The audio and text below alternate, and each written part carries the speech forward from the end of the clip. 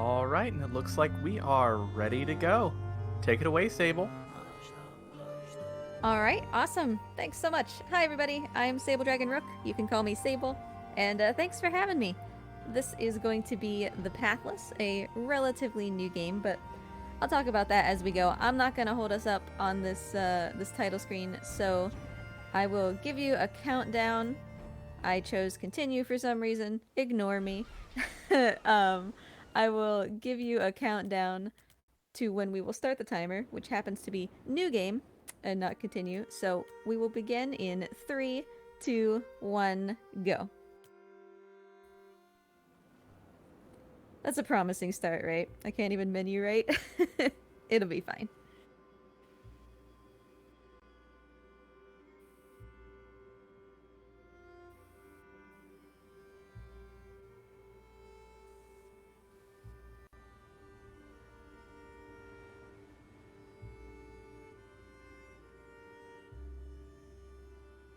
So as we're seeing in this sort of initial text exposition, we are this singular pilgrim. We'll see us in just a minute in a boat.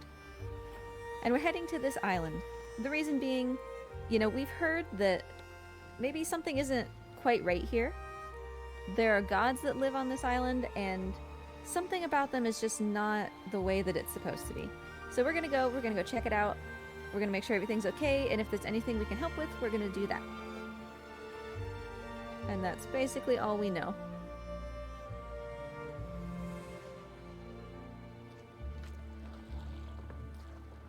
So yeah, if you've never seen this game before, it came out December 2020, so it's still fairly recent.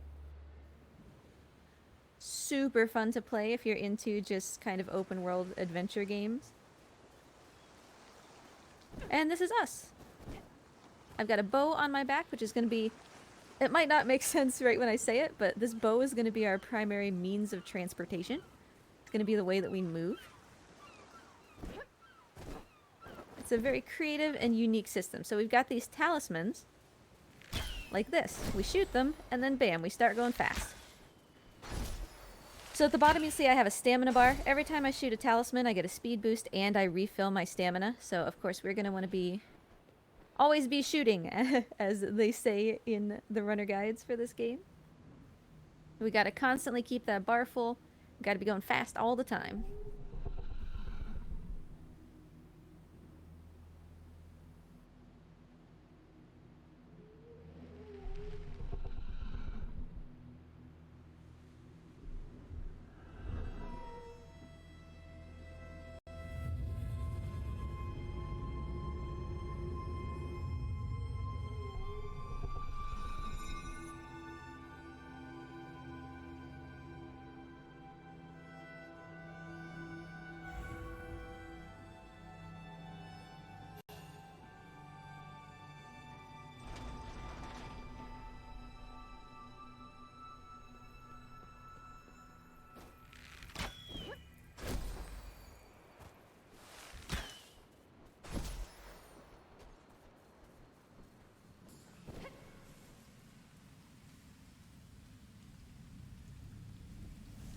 Also, I totally just got like a casual cutscene skip there, and I have not been able to get that for the last couple weeks.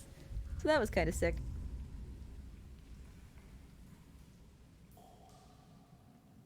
So we've got this visor now, which we're basically never going to use, but how it works is, voila, I can look through walls, and I can walk through these blue doors. That's what it does. We're basically never going to use it because, unfortunately, you can't sprint while you're using it, and that's kind of important when you want to go fast. But every now and then we'll have to go through those special blue walls. Or if it's like raining or snowing really hard, sometimes the visor can make it easier to see. But for the most part, that's just kind of a story tool for casual players that we will not be using.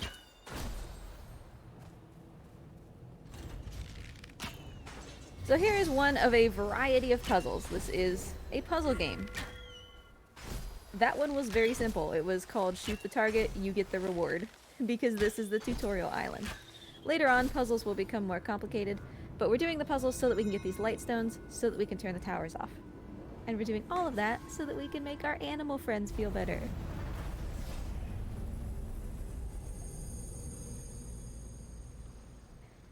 I accidentally muted the runner for about 10 seconds. I probably wasn't saying anything important. It's fine.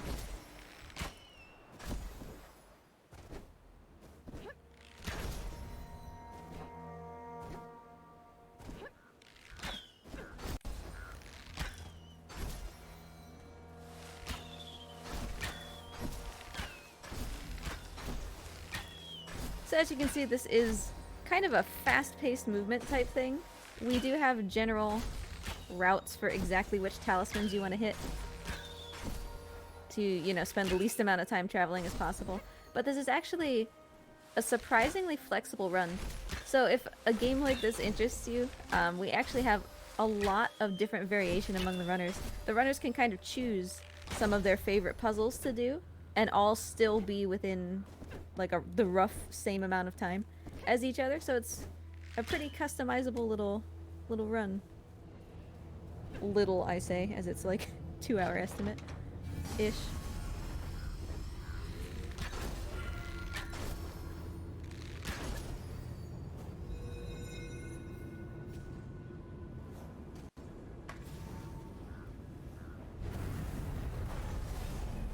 So as I was saying before, our goal throughout the entire game is to turn off these towers, because these towers are making the gods corrupt.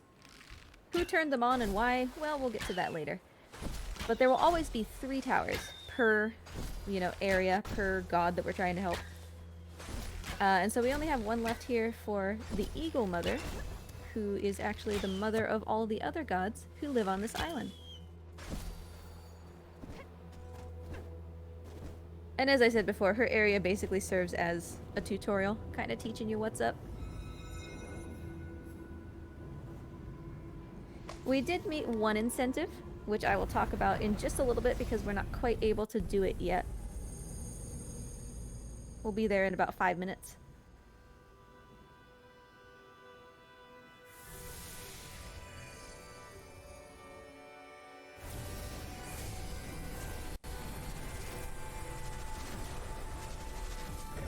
So we fixed up the towers, and that means that the corrupt energy is gone, and now instead of radiating corrupt energy, it's radiating holy energy, and that is gonna help cleanse the curse from her, and she's gonna feel a lot better. Because we gotta save our animal friends.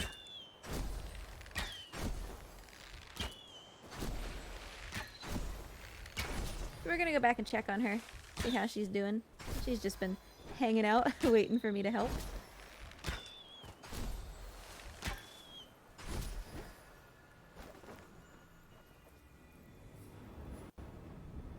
Alright, so I'm gonna do a little ritual. Gonna finally finish purifying her, and she feels a lot better.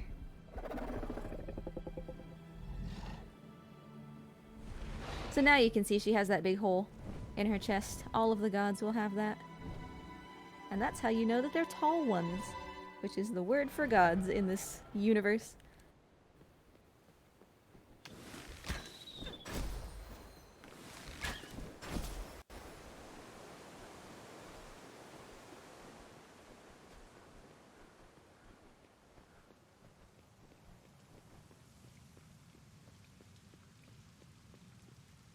Figure out what's up with this place. She's gonna give us some exposition that sets the foundation for the rest of the run.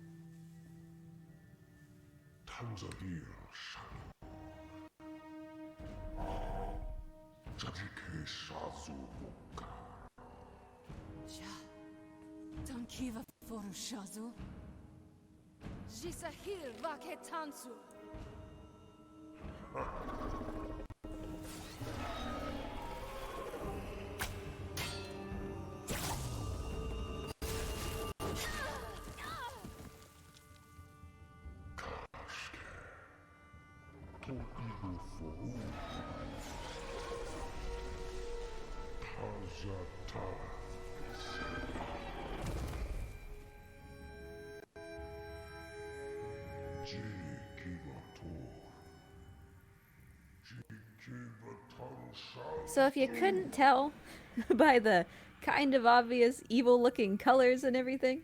He's the bad guy.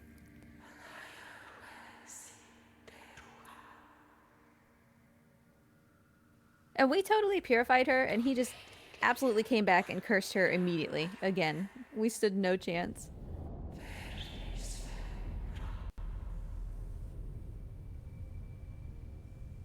So that island in the sky is where we're trying to go. That's our long-term goal. That's where the Godslayer is.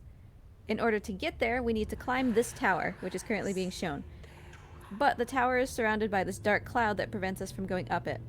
So in order to do that, in order to make it so that we can climb the tower, we have to fight these gods, which are this Eagle Mother's children. And just like the Eagle Mother has been cursed by the Godslayer, these gods have also been corrupted, and they are not nearly as friendly.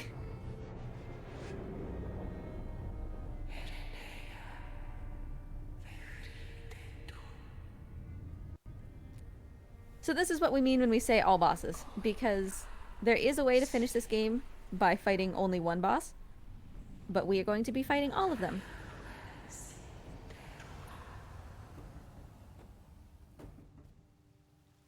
And here's where I get to talk about the wonderful Pet the Bird incentive that we did meet. Thank you so much for your generosity, everybody. This is Pickles. He's Pickles because I say so. I have named him Pickles for all of my runs. He doesn't actually have a name.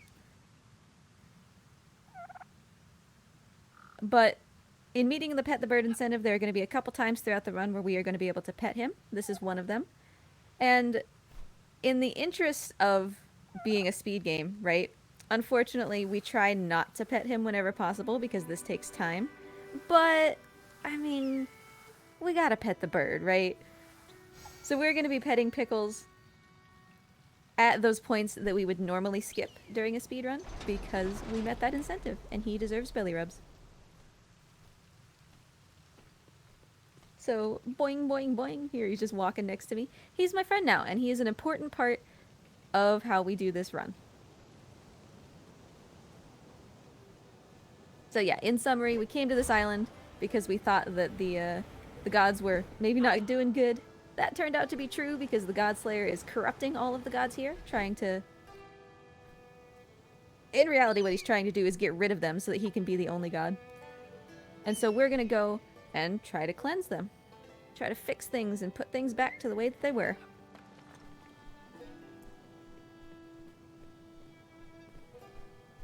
And so here we get to see that Pickles is actually a very good helper. Pickles can lift things, and this entire temple, the purpose is to teach you all of the things that Pickles can do for you. So I'm gonna send him over and grab this weight.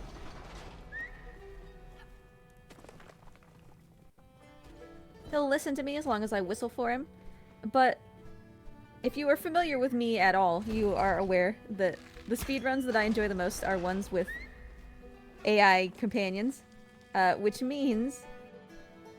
sorry, Pickles. You should also grab this one.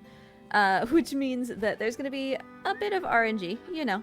It is an AI companion who maybe doesn't always make the right choice. And that's what makes Pickles wonderful.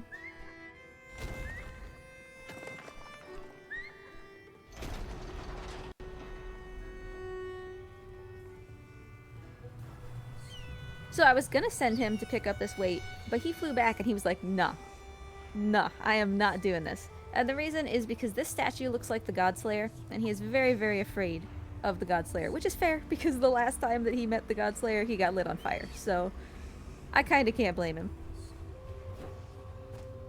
So we have to turn this statue off before Pickles will help us, and there will be a couple puzzles like this throughout the game. Thankfully, again, because this is still the tutorial, it's very easy. You just walk up here and hit this button.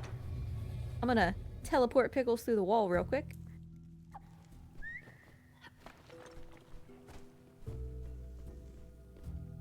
Thanks, buddy. This is actually a map of everywhere that we're gonna be, but, ooh. Let me interrupt my own thought to say that I need to use that visor a couple times or else the game is gonna glitch. For some reason, you probably forgot that we even picked up that visor because we don't use it. But if we don't use it enough by this point, Pickles won't be able to glide here. Like, he won't be able to pick me up, so we gotta just tap it a couple times.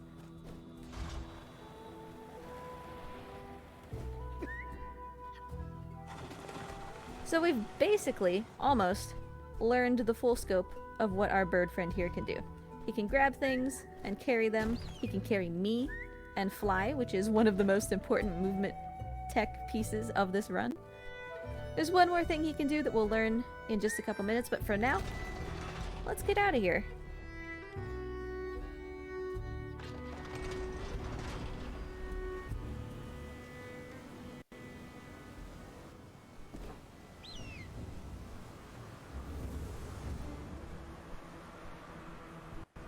The music, by the way, Austin Wintory is the one who did the music for this game, and it is just amazing. Lovely music.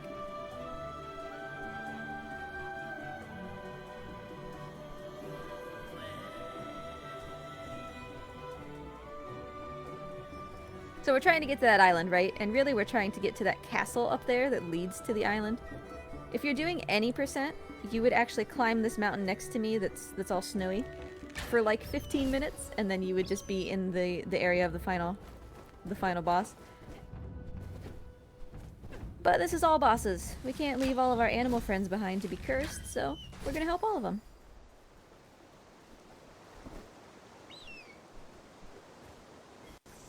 I call those things goobers. They're like crystals. The important thing is they leveled us up. With that one level, we have gained the ability to flap, and with that, Pickles has learned everything that he needs to know in order for us to complete this run. We can glide, we can flap. You'll see as soon as I touch the ground, the flap comes back. But we will be getting more flaps. As the world gets bigger, we will need to go higher. And so every boss we defeat gives us one more flap. But only the first flap comes back when you touch the ground. The rest are kind of on a cooldown. So we'll need to be very strategic about our movement. Whoa, that deer was just Tokyo drifting. We'll need to be strategic about our movement in order to make sure that we always have the flaps that we need.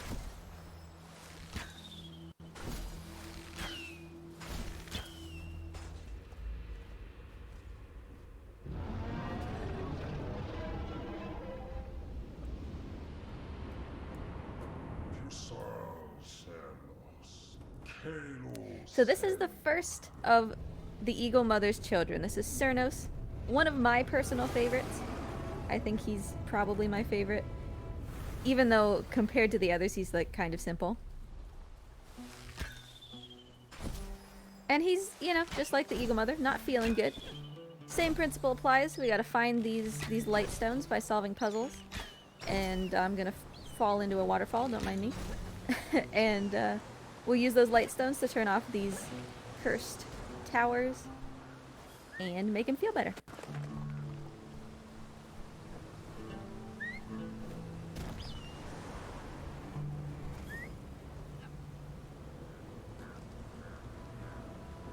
Hi, buddy.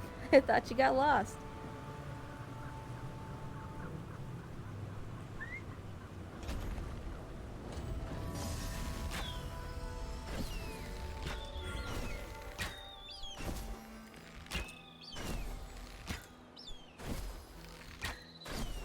Alright, gotta get my flap back real quick. The good news is that at least for now, hint hint, we only need one stone per tower. Later on that will become a bit more complicated and we'll need two. It is raining ashes. Why? Well, because of this giant cloud over on the right hand side. The cloud is one of my favorite aspects of the run, but I'm also a sucker for RNG, and so that's why. Cernos, where did he go? Right where I needed to be. Thanks, buddy. Cernos is inside the cloud. Any of the bosses at any point are going to be walking around inside this big red cloud. The cloud moves, as you just saw, because I couldn't find him right at the beginning. I couldn't tell where he had moved to. Getting caught by the cloud is very, very bad. Don't do that. And he's coming for me right now. Thankfully, if we go to the main menu and come back in, that cloud is going to move somewhere else.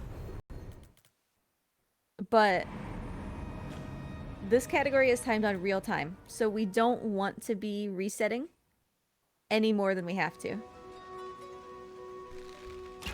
So in that way, the cloud following you and being in your way can kind of become an RNG nightmare. But he's chilling over there. Alright, I'm gonna light my arrow on fire to light the rest of these torches, and that's gonna give me the light stone there. If you do get caught by the cloud, it's a stealth sequence. Which I'm sure you can understand, right? In almost any game, any speed run, a stealth sequence is probably not going to be the fastest way to do something. So even if we just go in and get caught right away, it's still, like, super slow. So we just want to avoid that whenever possible. And boy, Cernos is just directly in my face. Again, this is a really weird place for him to be.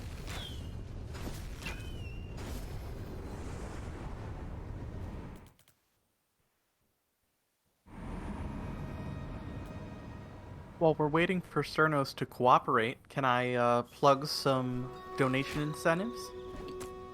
You bet. Alrighty. So, right now, the closest donation incentive that we have coming up is naming the rival in the Pokemon Red run. Currently, Anxiety is in the lead with $30. Second place is Jerkface with $10. And third place is Miva W with $3. So if you want Jerkface to win, that's only $21. Or if you want to give something, give a completely new name to choose, it's only $31 to take the lead with that.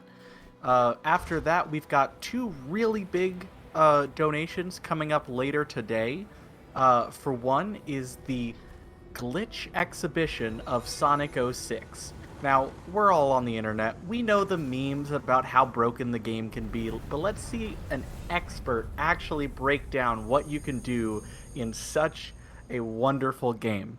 And we are at $142 out of 1,000 for that goal. And finally, we've got some bonus levels, the Aztec and Egypt bonus levels for GoldenEye 007 XBLA. So that is the unreleased Xbox Live Arcade version of GoldenEye 007 that leaked earlier this year, and we're currently at $7 out of 800 to see those extra bonus levels. So if you want to see a game that was never officially released be run and see a couple extra levels of that, get those donations in. Awesome. Lots of good things to toss some money at. And of course, somebody could always snipe that naming incentive with pickles.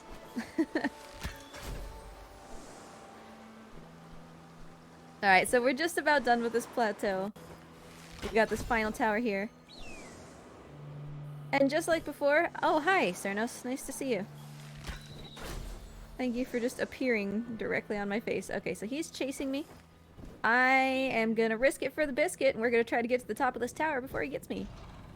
Stop, stop, stop. Stop, stop, stop. Thank you. It'll dispel him if he is near me when I purify the tower, so we're safe.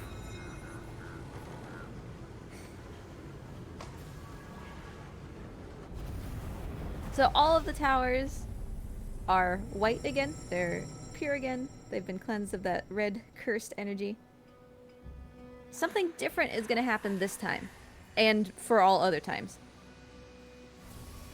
As before, they're going to resonate. This time, instead of just straight up purifying them like they did with the Eagle Mother, it's just going to reveal the boss's weaknesses. Those eyeballs are his weak spots, and now I've got to chase him down. I got to hit him in those weaknesses so that I can weaken him enough that I stand a chance of actually fighting him head on.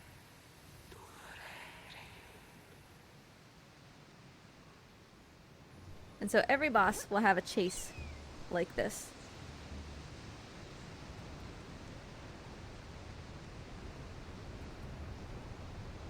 And hopefully, if we are lucky, we will not get any weird glitches. Glitches can definitely happen during these chases. And it definitely is a little concerning, so I will be playing it a bit safe to try to mitigate the chance that that happens as much as possible. If you glitch out during a chase, basically what happens is the camera can't decide where it wants to be, and so it gets kind of kicked into a corner, which doesn't necessarily seem that bad until you realize that it also breaks your movement controls. So it'll just like randomly pick a direction on the D-pad that you can't go anymore. Most often that is forward, which is very bad when you're trying to chase something. And it can become really, really hard or even impossible to finish the chase. So we're gonna definitely try not to do that.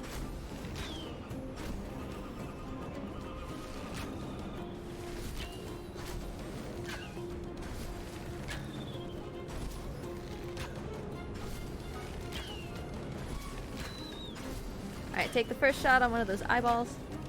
He has 6 weak spots. When I take out 3 of them, he will speed up again. There's nothing I can do about that. That's expected.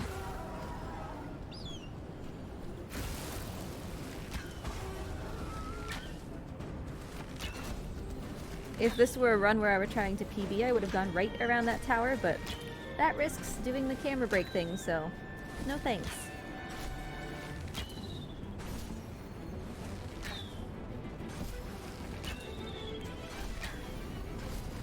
This is also a great opportunity to mention that, as you may have noticed, I don't have a health bar. What's the point of fighting a boss if you don't have a health bar? Well, I take all damage in the form of stamina drain, which, you know, for a speedrun is not good. I have less stamina to use. But if I get hit too frequently, I will restart whatever I'm doing. So in the case of like the boss fight, I'll get kicked out of the boss fight and have to start over. So you kind of do have a health bar, it's just not in the normal sense.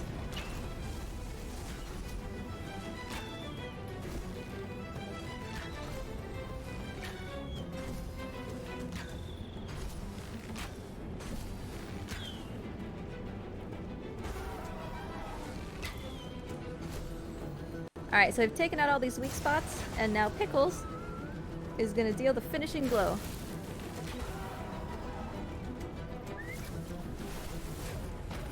Cernos is now weak enough that we can confront him directly, and so we'll move on to his regular boss fight.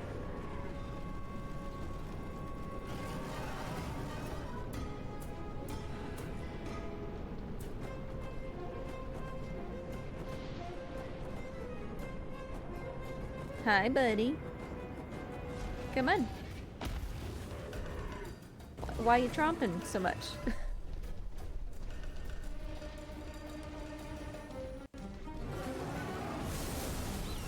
I was trying to bait either a swipe or a roar so that I could have an extra, like, shot at one of those eyeballs, but no big deal.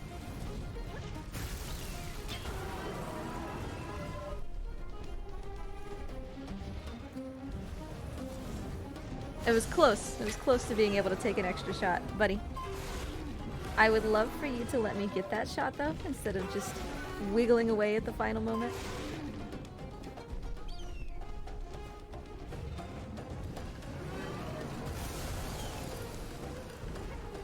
Cernos is one of those fights that's easy to do, hard to optimize, if that makes sense. There's definitely ways to do him very, very fast, but it's probably 5% luck and 95% just like really, really tight movement.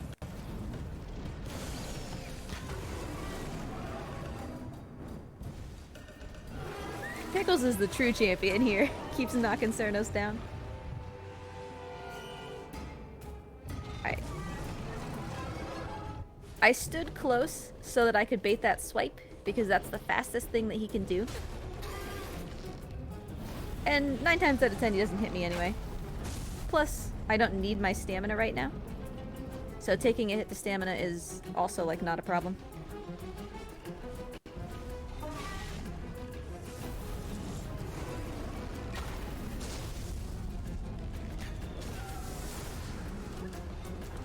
So our dear Cernos has kind of done himself in here. Wasn't necessarily the brightest. But that's okay, because that means that we get to finish purifying him.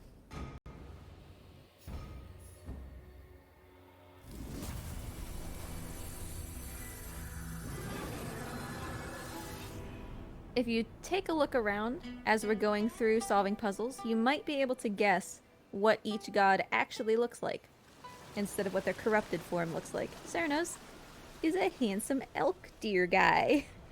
I don't necessarily know which of those he is, but he's handsome.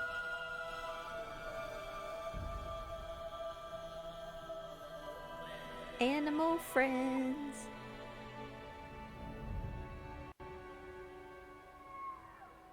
So Cernus reached into the spirit world and he said, hey, here's this really special spirit arrow. If you shoot this into the sky, you will fix my land. So now the sun is going to start shining, things are going to be able to grow again. We fixed it.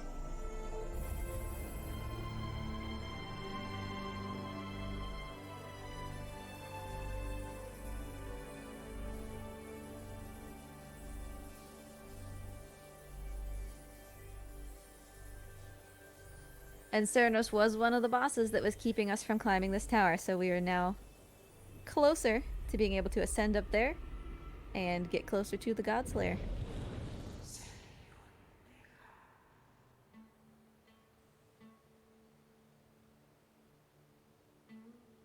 Sorrow's Plateau will be next. That will be the next boss that we're dealing with. Sorrow is my favorite in terms of what he looks like once you purify him. So each boss will give us one flap, but he will also... every boss will give us a gift. Cernus' gift was he doubled the length of our stamina bar, which is great. Seriously, like, every gift is really, really good.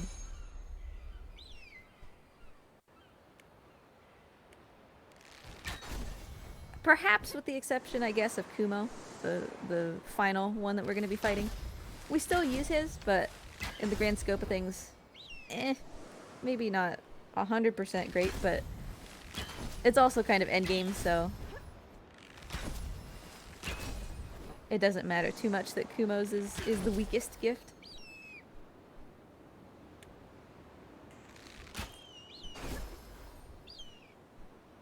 So, same principle. The only thing that will change from now on is that instead of towers requiring 1 light stone, they'll start requiring 2.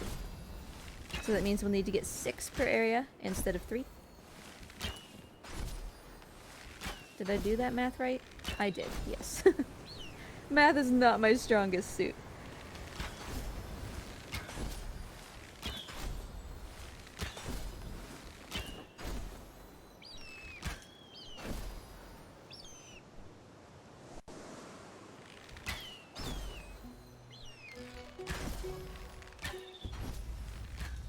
And don't worry, we will get more Pickles pets.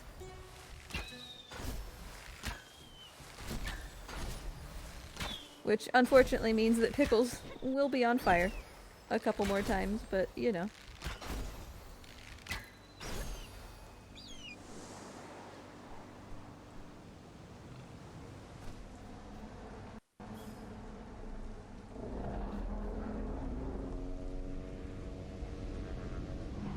So here's Sorrow, the next boss.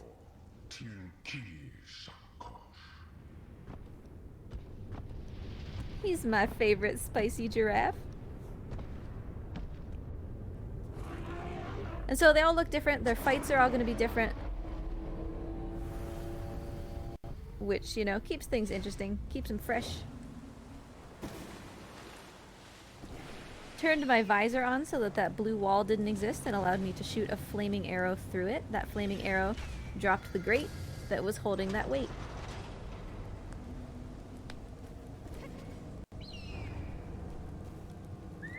But as you can see, we generally work with... Pickles, you missed. You missed, my man. We generally work with roughly the same types of puzzles throughout, they just become more nuanced.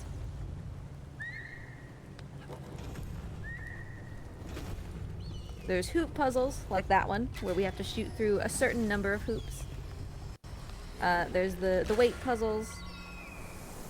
There's button pushing puzzles. We will get a couple new puzzle types as we continue, but you've already gotten the gist of things.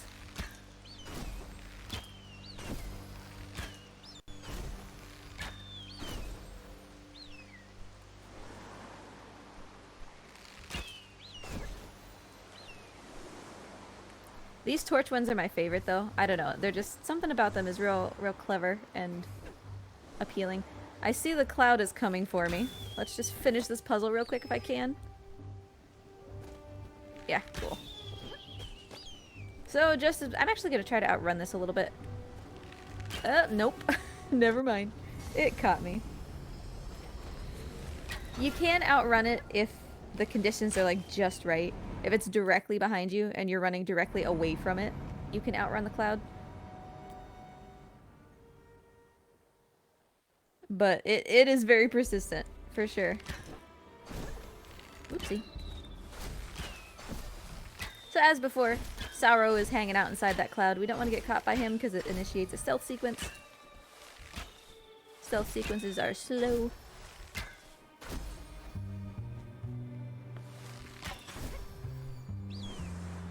What is up with the deer today? They are just going bonkers.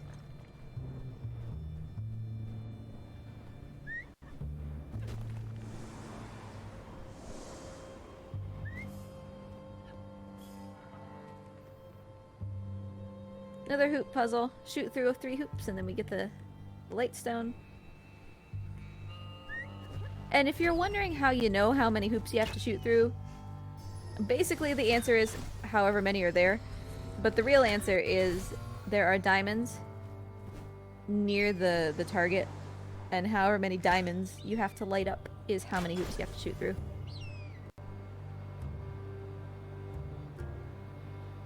But it's usually like fairly obvious. There's not typically a hoop like hidden somewhere where you can't see it.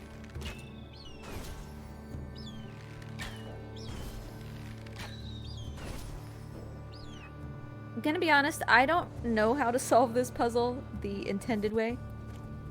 That's not the intended way, but it works, and so that's what we do. Can't remember what's supposed to happen.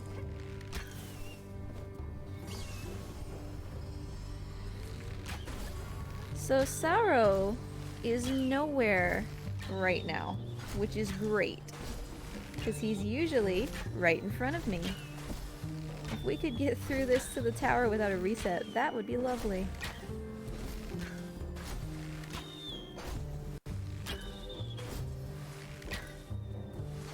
Oh, there he is, all the way over there. What are you doing over— oh, he's moving. I've cursed myself. He's here now.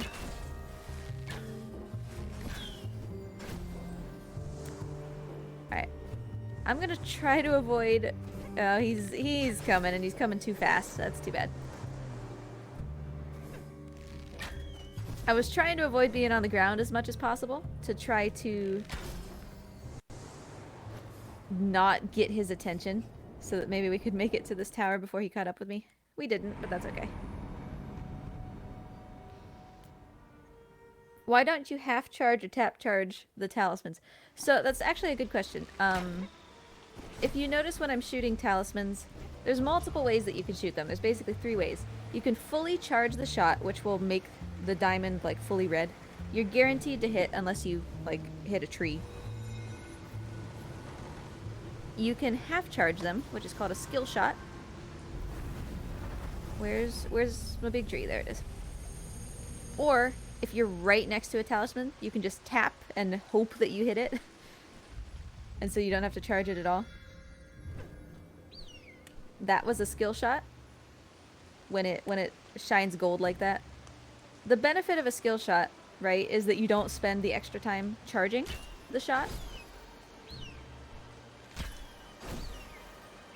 And when you're gliding like this...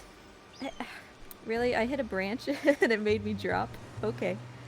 When you're charging a skill shot, I'm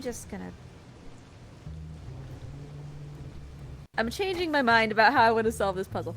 When you're charging a skill shot in the air, you don't drop as far, right? Because for the entire time that your character is trying to pull back the bow, you're falling. You're dropping altitude, right? So if you do a skill shot, which is only half a charge, you fall half as far. The problem is that if you miss a skill shot, which is very easy to do because they're not easy to do consistently, you get nothing, right? You dropped all that distance for nothing. sometimes that can leave you in a position where you can't get back up to where you were without spending a lot of time.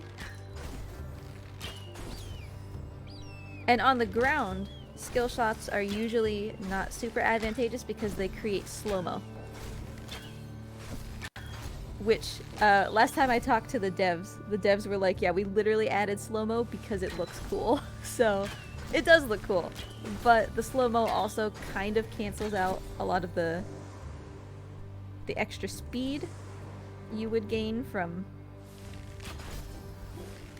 you know, doing only half of a shot. Pickles, my man, I'm gonna need you to get your act together, okay? You got this. You got this, buddy. Just right here, okay? Thanks. He was being a little bit of a goober.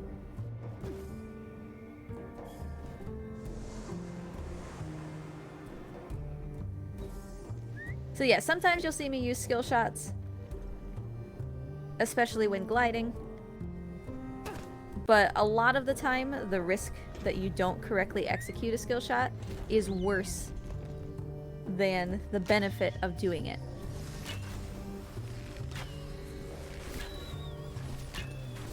Because like I said, if you miss, you just don't get that talisman at all.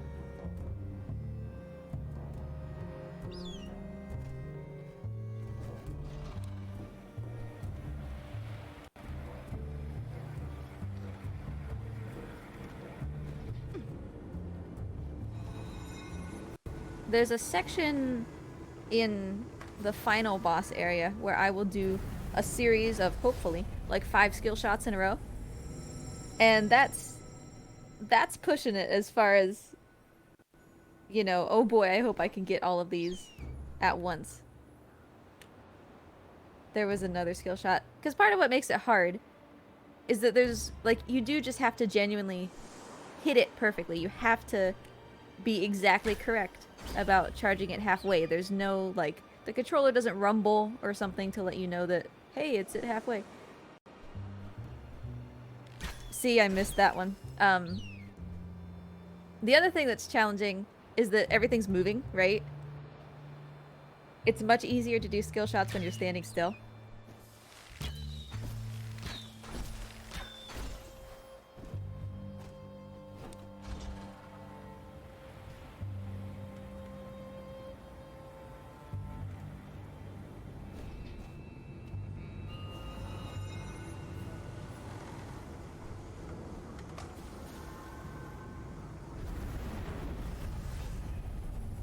Just as before, we're gonna reveal Sauro's weaknesses and start the chase and then the fight.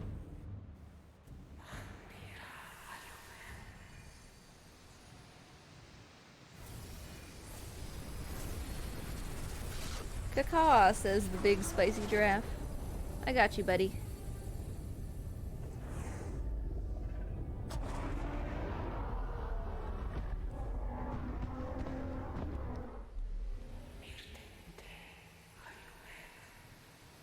A smidge is on me. It's not on the restreamers or anything.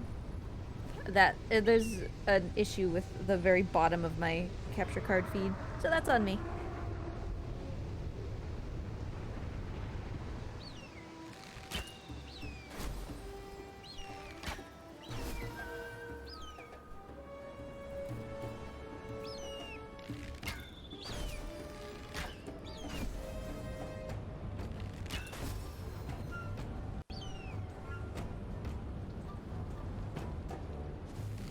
Thankfully, the only thing that's down there is how many sigils we have, how many light stones.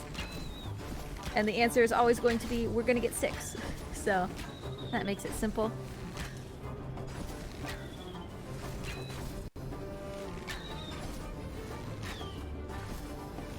So Sauro only has 4 weak points.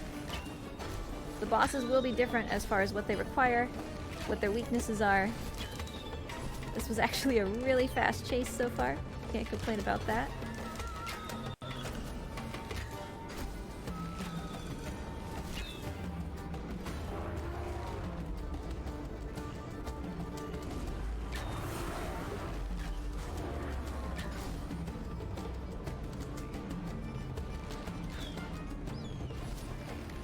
So Sauro's second phase attacks here, these fireballs, are really, really hard to navigate well in a speedrun. It's hard to avoid both the initial blast and also the shockwave, especially as you can see when you're going uphill like that and you have basically no jump distance. And they will continue to trigger even when they're behind you, so you have to just kind of know the timing. Like that. When we get close enough, he'll stop doing it, but... Among the chases, Sauros is one of the harder ones. Still a good chase, though.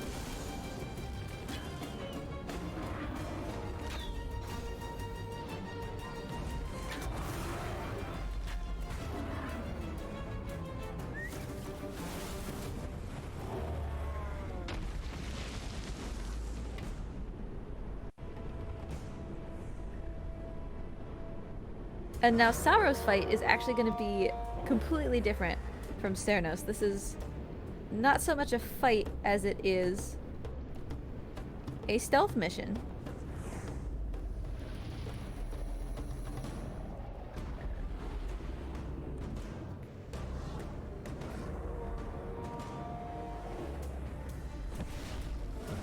I took that hit. Like, it's fine to take that hit. It drops me to the ground so that now I'm ready to hit these weak points.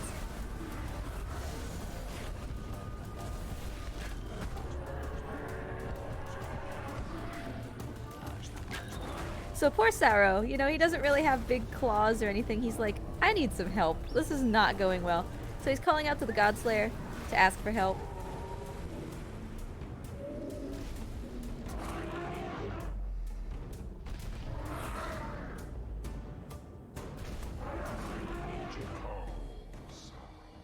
And now he's extra spicy.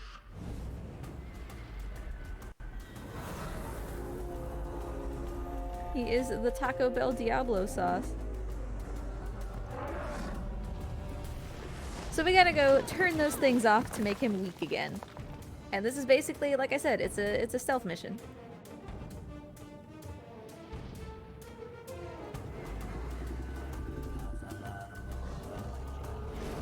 Also, does anybody, like, unironically like Diablo sauce, even?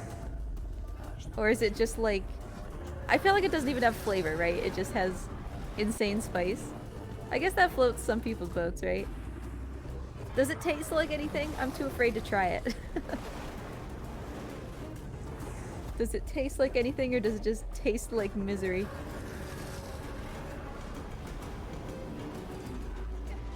Alright, good one cycle of that room. I'm gonna get Pickles over here to pull this wall toward me so that I have a place to stand.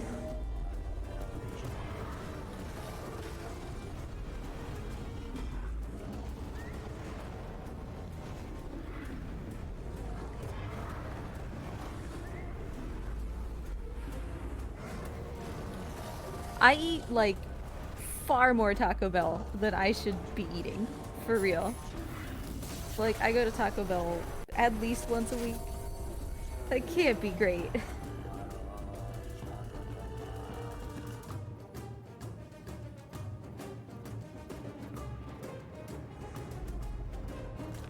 Cheesy Gordita Crunch is where it's at, though.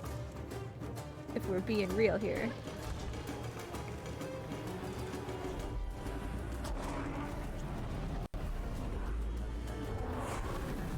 Oof, always close. But we made it without getting hit there.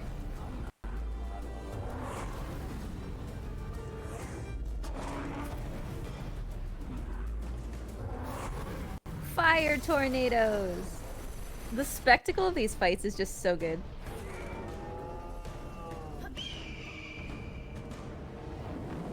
Alright, and I got hit there to turn my direction, so that I would be going in the opposite direction. I would be ready for the next phase.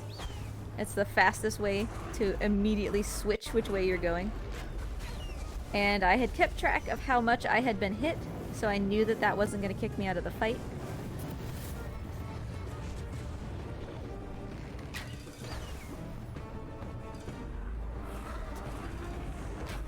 And now with Sauro down, we can make him feel better.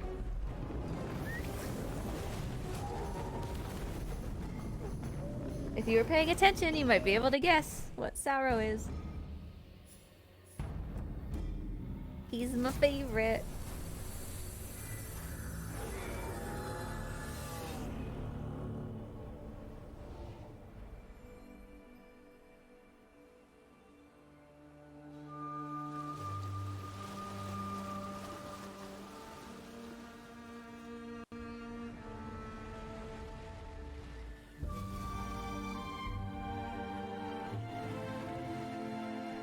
So just like before, he's gonna reach into the spirit realm, he's gonna pull me out a spirit arrow, and he's gonna be like, please shoot this and fix my land.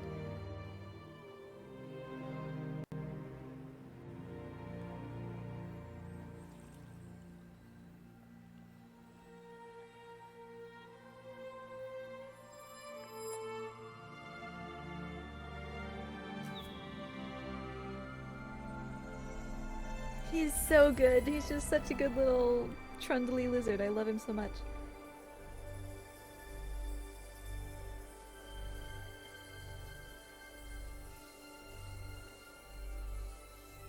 Now we are heading into Nimue, my arch nemesis.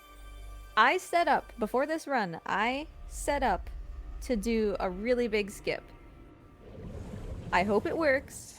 If it doesn't, it's not in my control, but I set it up. So hopefully we can actually like see it happen, because it's literally never happened for me before. But we shall see. It saves at least a minute if we can get it to work. We will skip a phase of the boss fight at the next plateau if it works.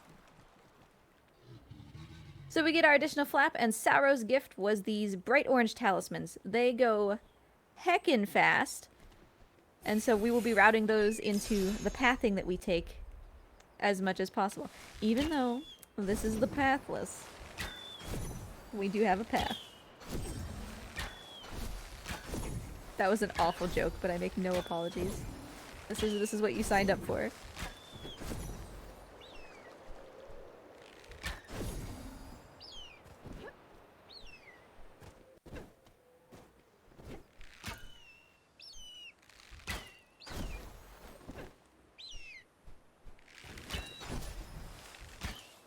There's a couple different ways to... That's gonna hit a tree. To head to this whirlwind. The way that I'm taking is kind of the most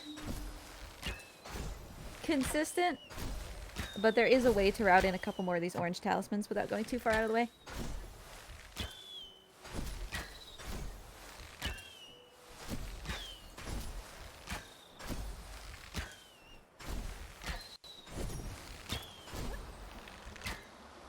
It feels real satisfying to use these orange talismans, and by the way, just the movement in general is really satisfying in this game.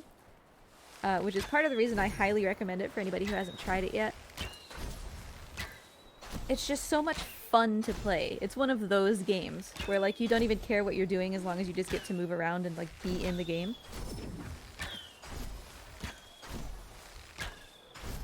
Plus, I mean, pickles, right? If the movement doesn't win you over, it's gotta be pickles.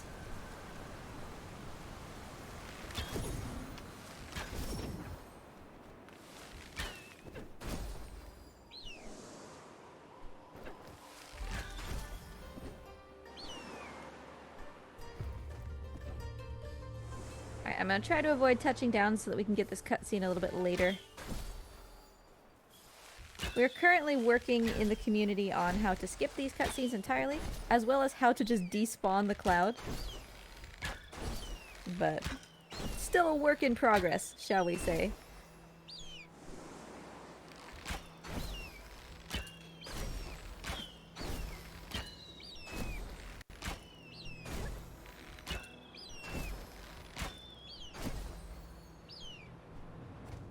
So our good friend Nimue, she is gonna show up and be the bane of my existence, but I love her.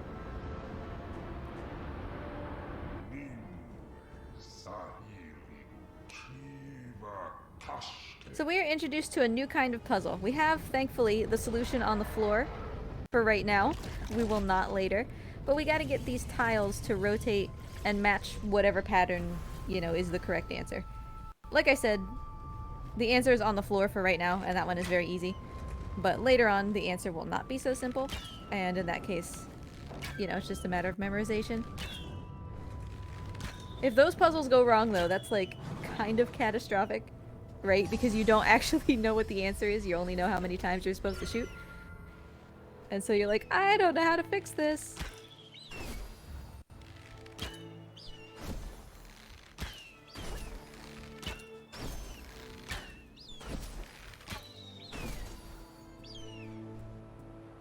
So you may also have noticed, by the way, throughout the world there's a ton of skeletons, number one, of like giant animals.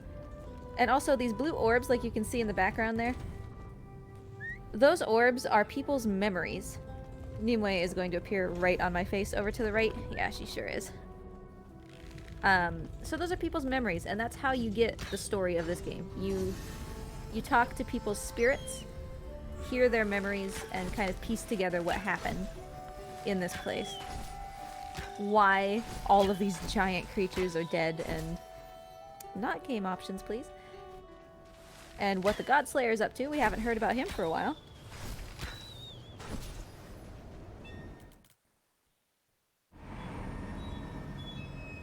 Nimue, my gal, can you find a hobby or something that's not just being right here all the time?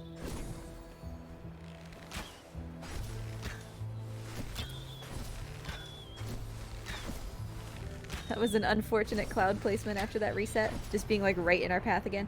Nimue is often the one that causes the most trouble as far as the cloud. But she's being particularly, shall we say, persnickety today. Oh, okay, she's over there. That should be fine. She's far enough away, I don't think that she'll bother us for a while.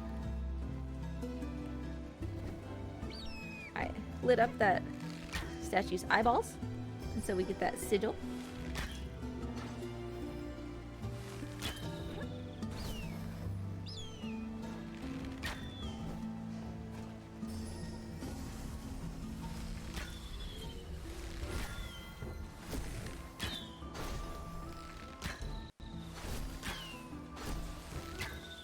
We're working currently on repathing this entire plateau, but I am doing it the safe and sure way for the sake of a marathon. You know, we don't want to end up being a sigil short or something.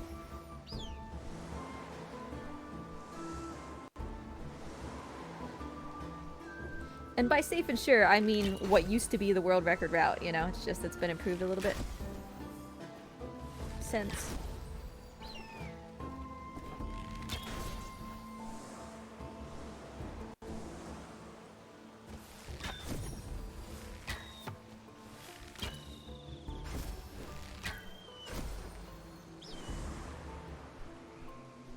I don't know if it's just like the aesthetic of the flaming arrow going and lighting something else that's really cool. I love these puzzles so much.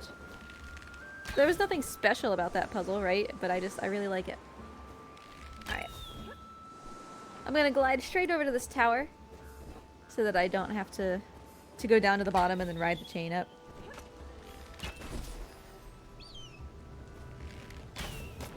And you'll see over to the right there's this castle surrounded by mist. That mist, that was a weird landing, but I'll take it. That mist indicates that there is one of those Godslayer statues. We saw one at the very beginning of the game that kind of makes Pickles really afraid, and so he won't help us until we turn it off. Normally this would be a pretty extensive like platforming puzzle, but because we're approaching it from this tower, I'm actually going to skip straight to the end by staying above the mist and then just dropping, hopefully, right to the solution.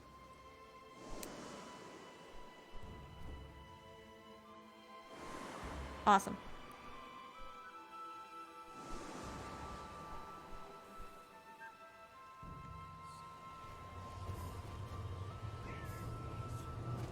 I promised to pet the bird, but we're getting caught.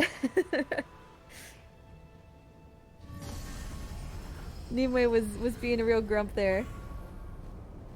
Okay, I was gonna pet the bird because he was on fire, That reset is something that we would do in the speed run to avoid petting the bird, but we met the bird incentive, so I'm gonna rub his tummy until he glows. Good job, buddy. Cause we gotta give him belly rubs. He deserves belly rubs.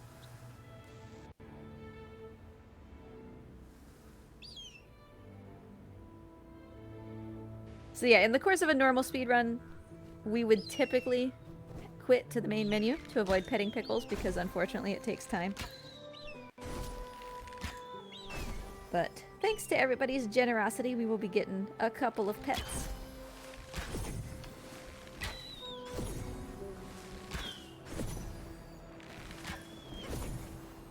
Yeah, we've still got a couple more Pickles pets left in us.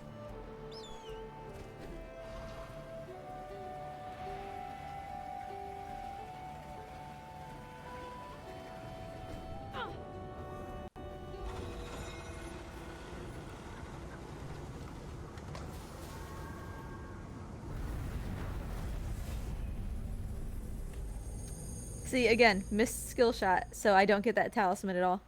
Is it worth it? You know, it depends on you.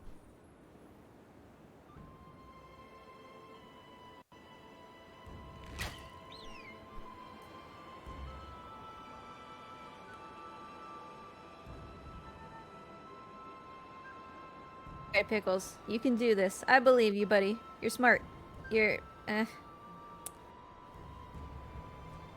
There have been sharper tools in the shed, I suppose, but good try, Pickles. He chose not to come through the door. But we love him anyway. Come on.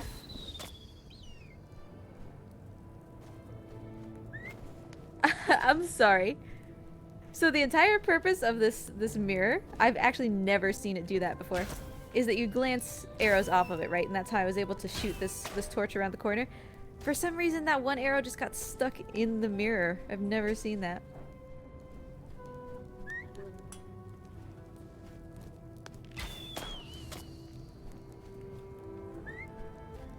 Boy, these shots are just not willing to connect like this. Feels perhaps a little glitchy, but we'll roll with it.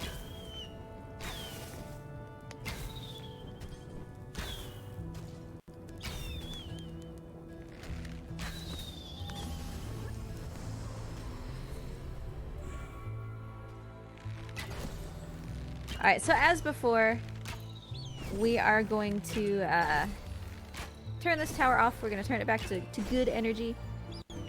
That's going to key in on Nimue and reveal her weak points.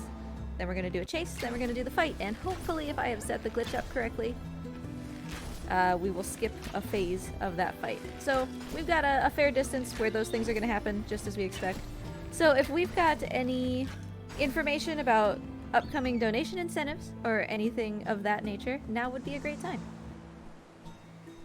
Absolutely. So, just a quick check on our bid wars going on. Looks like Anxiety is still in the lead for the Name the Rival incentive. And we've got $142 out of 1,000 for that Sonic 06 glitch exhibition. And $7 out of 800 for the GoldenEye 007 XBLA Aztec and Egypt bonus levels. We've also got $20 towards the $100 goal for Legend of Hero Tanma to watch the S-Craft animations. And just as a final note, you might have seen some of the runs that are featured on our Yeti shirts earlier in the marathon, but we've also got these wonderful Sonic shirts coming up. So Power Up with Pride has partnered with the Yeti to bring you shirts based on various runs throughout the event. These awesome designs will only be around as long as the marathon is, so make sure you pick them up now. $5 from each shirt sale goes directly to the Trevor Project. Visit theyeti.com to check them all out. That's the Yeti, spelled YETEE.com.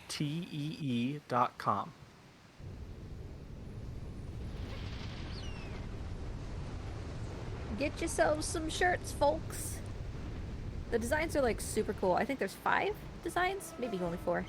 No, there's 5. I don't know, 4 or 5.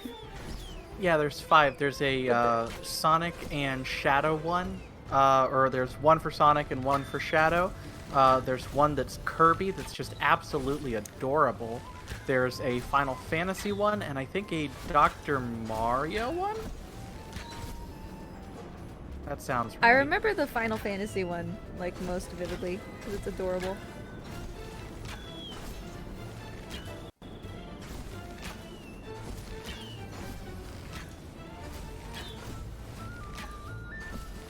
Alright, in an effort not to break the camera, I am gonna do this in a more streamlined and almost intended way, just very quickly.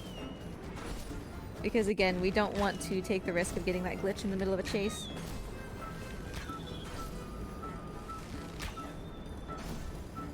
Normally, if this were, you know, a PB type run, I would be going right over this mountain.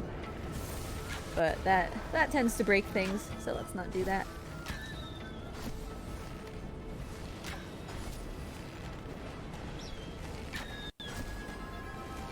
And compared to like Sorrow and even Cernos, these fireballs in the second phase of the chase are like nothing. They are no big deal. But what Nimue doesn't put up in the chase fight, she definitely puts up in the actual like main fight. She is unironically hard. It's very easy to make a mistake with her, and making a mistake starts the phase over. Hopefully, we'll skip one of those phases. If we do, it'll be the very first time that I've ever gotten that glitch, so...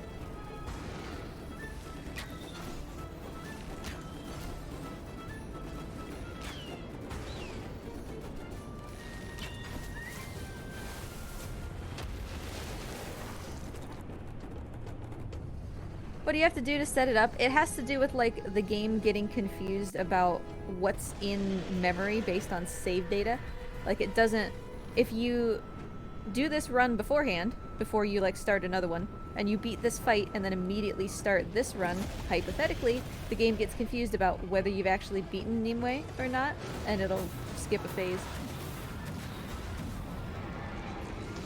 So we shall see. This first phase is always intended. We'll get a little cutscene here, and then hopefully in the middle of the cutscene it'll just, like, pop, and we'll go straight to the end. Pickles, no! He's okay, don't worry. He's just trapped now. He didn't get straight up maunched. If the glitch triggers, it will happen, like, right here. In this, like, zoom. And see? Oh, it did! It did! So we skipped a phase. That's the first time I've ever gotten that to work.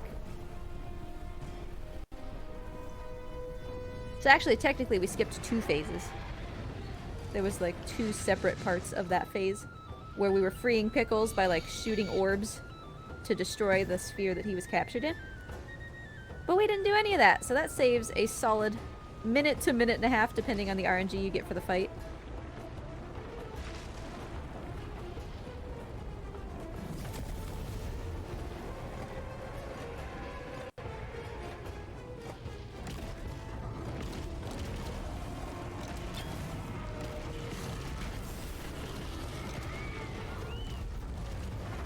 And caca. Thanks, Pickles.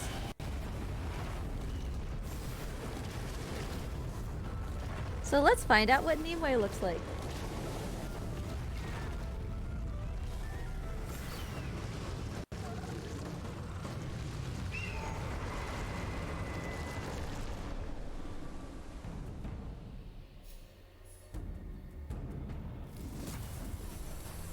Right? The Tall One's designs are so good. All of them are so unique, but they're all, like, spooky and believable. This game is just lovely.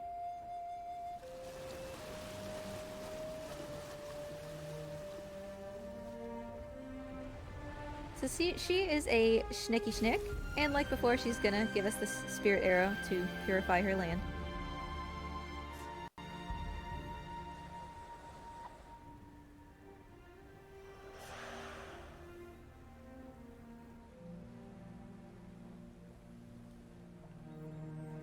Alright, so that was the final boss that we needed in order to ascend that tower. We do still have bosses to fight.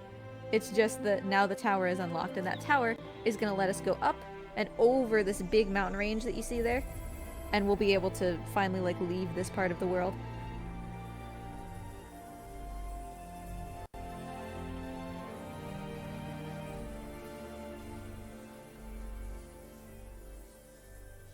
And I've been talking about this tower for the entire run, but I'm also a speedrunner, and I gotta break it to you.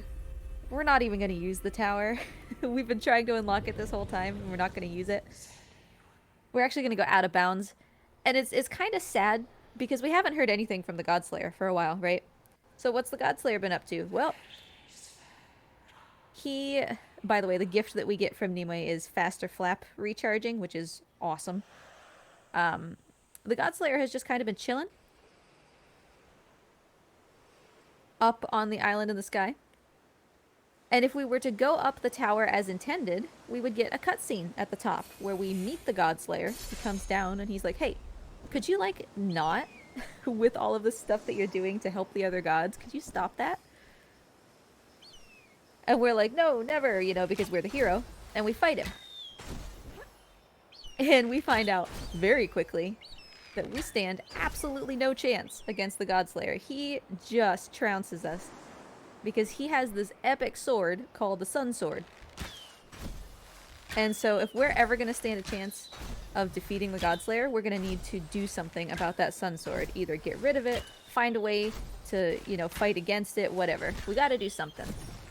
And that whole cutscene and, like, interaction and fight is really cool. But obviously it takes time, and if we can skip it, we should probably skip it, so we will be skipping it, unfortunately. Because seriously, it takes like 7 or 8 minutes.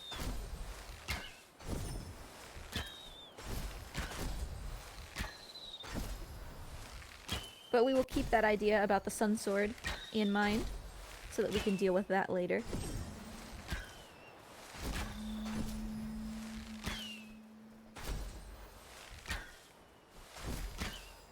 I heard that hit a tree. So we're gonna go out of bounds. I am still gonna use this whirlwind, just because it's the fastest way to do this. But over here, on the side, is an invisible wall. But there's a place where you can kind of squeak around it. And I'm going to do just that. Because the cutscene trigger, for this big old cutscene that I was talking about, is at the top of the tower, which is over here. So if we just don't touch the top of the tower, that whole scenario isn't going to happen. The cutscene, the fight, all of that.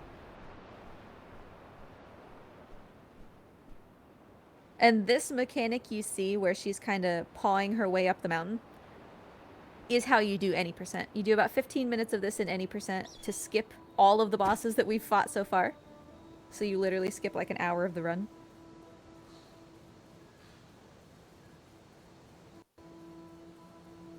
If I use pickles too early, I'll get pushed back outside the invisible wall.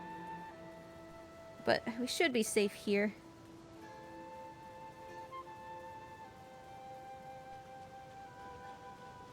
And fast flap recharge is such a gift. Thank you, my Schneck friend.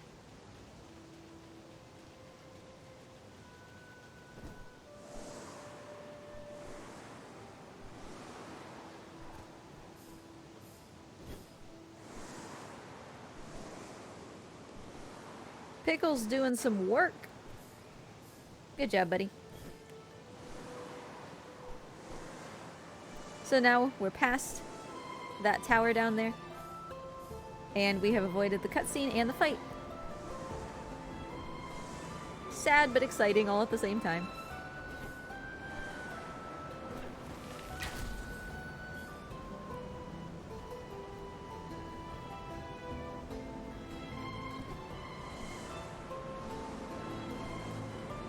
So this area where Kumo lives is basically as big as everywhere that we've been so far combined. It's huge.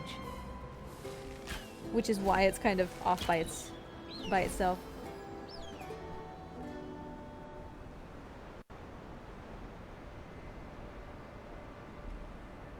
Got another little turnstile puzzle here. And let's meet Kumo.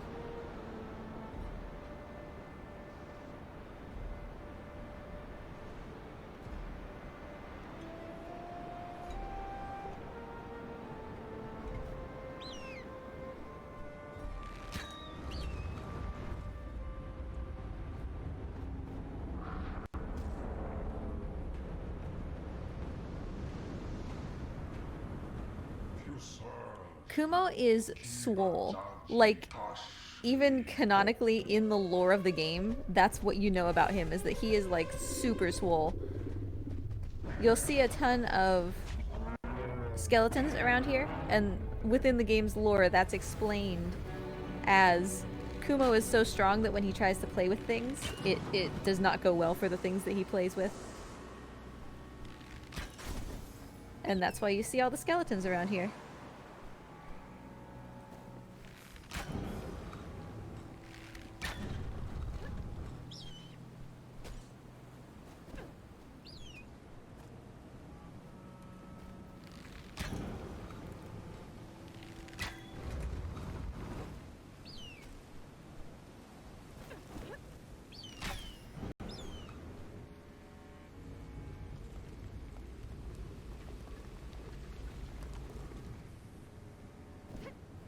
I can almost guarantee Kumo is coming to my right. Is he not? Is he gonna be good? Buddy! Thank you! What a sweet guy.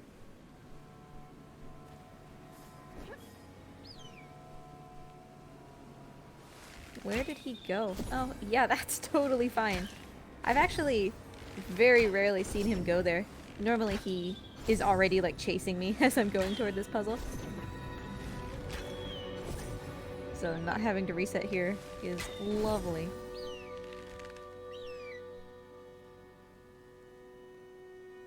Also, we've got these blue talismans now, which are basically free flaps. They are a nice quality. He is coming for me. Look at him. Look at him being a goober. Kumo is chasing me from all the way over there. I take everything back, Kumo. You're being bad. Do you understand? You're being bad.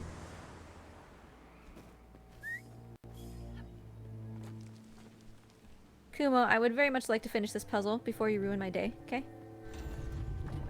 Pickles. Pickles, go. Go, buddy. Nope. Pickles, stop. Oh, Kumo went away. Whew.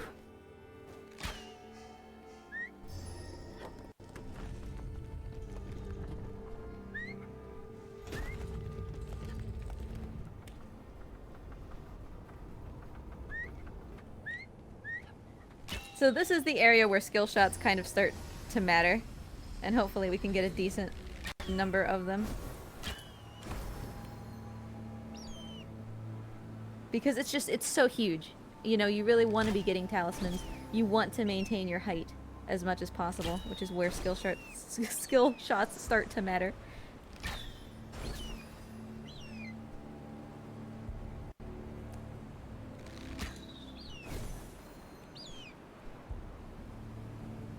Yeah, for some reason the game is just really not letting me do these quick shots, which is fine, it just requires a little bit more of a charge.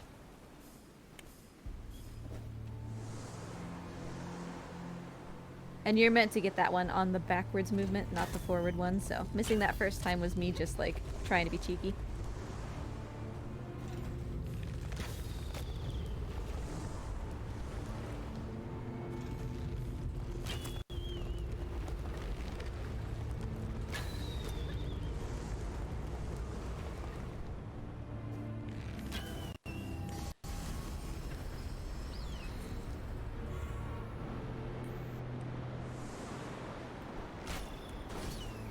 Alright, difficult bit of platforming there. But we made it no problem. Also, it is snowing super hard. which... Oh, it just stopped. Good. That actually matters, because you can kind of end up on a weird trajectory if you can't see anything, which is one of the only reasons that we would ever use the visor. The visor lets us see pretty clearly through snow and through rain. So it does have kind of a little bit of speed tech value.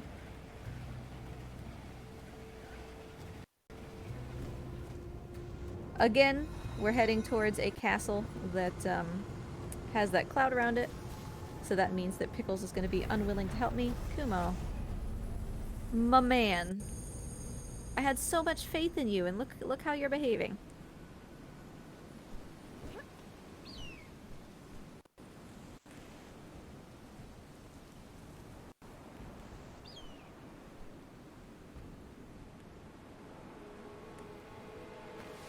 So yeah, Pickles is going to be completely unable to help me once we enter this cloud. He won't be able to flap, he won't be able to do anything, so I gotta solve this puzzle on my own.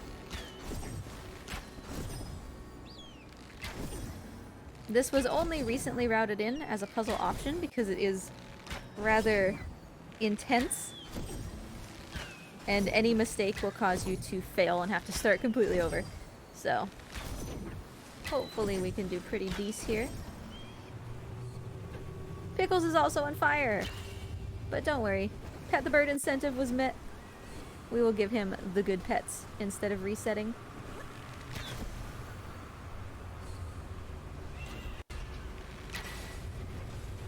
Oof, that's by far the hardest jump. I'm always glad to see that succeed. Alright, we made it. It just... Come on, didn't give me credit there. Alright. Hey, buddy. Don't be on fire anymore. Good pets for the good burb. Yeah. All better. And that hug, actually, it's so sad because there's one pet at the beginning that's required, and sometimes you do that hug, and other times Pickles just kind of shakes his head. That hug is the longest animation that he can do when you pet him, and we're trying to, like, route that out, even though it's so adorable. We're trying to figure out what causes him to choose to hug you versus, like, shaking his head.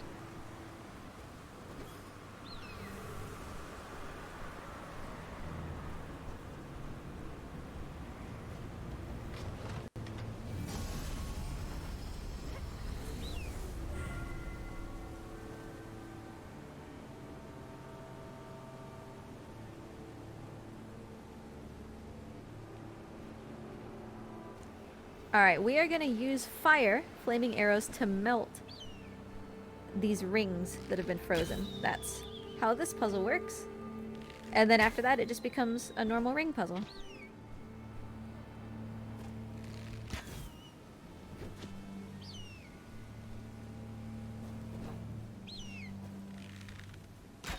Alright, let's regen some flaps real quick, and then hopefully we can get at least a majority of skill shots across this big chasm. We don't necessarily need them all, but it's helpful to have at least most of them.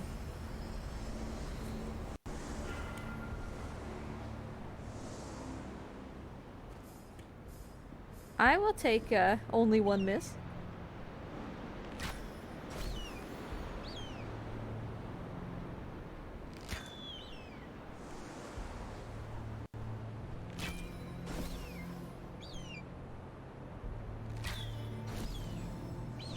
One more light stone, and then that will be all of the light stones that we ever need. We are quickly approaching the end of the run. Not too much longer now, or at least it doesn't feel like it. I suppose it's technically still like 30 minutes, but it doesn't feel like it once we start doing the stuff that comes next.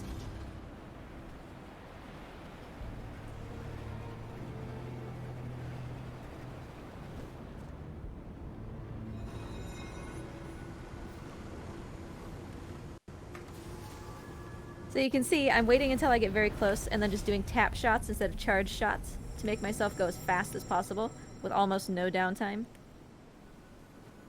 But that one missed, and that's the risk that you take, right?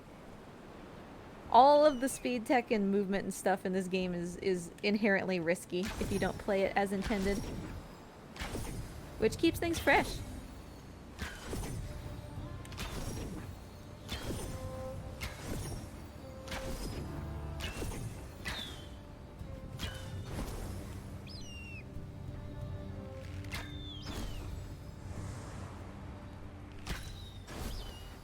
Okay, I love this puzzle so much. There's so many moving pieces, but because of the way that these mirrors detect whether you have correctly shot an arrow to glance off of them, we can actually position one of those mirrors so that it works in one direction but doesn't work in the other, which is necessary.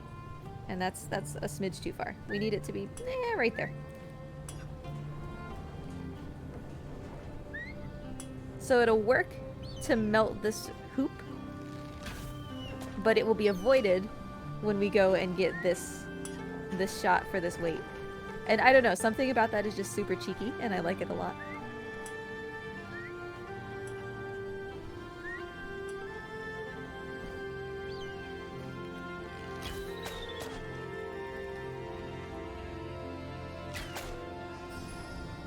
Alright, so that's every light stone that we are ever going to need for the entire history of Forever. Let's go and initiate this Kumo chase. Kumo is, as far as chases go, sort of challenging. His second phase attacks are pretty hard to avoid. He has 8 weak spots. I'm actually going to take a quick break on this tower, just to make sure that I can be as high as possible over there.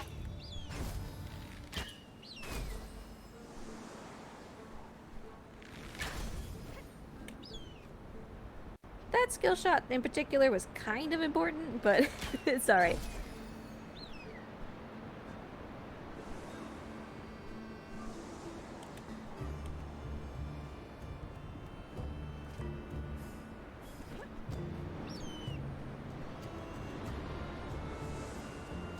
Alright, let's get this party started. I feel like Kumo is kind of one of the harder ones to figure out what he is. Like, once you purify him, what he is.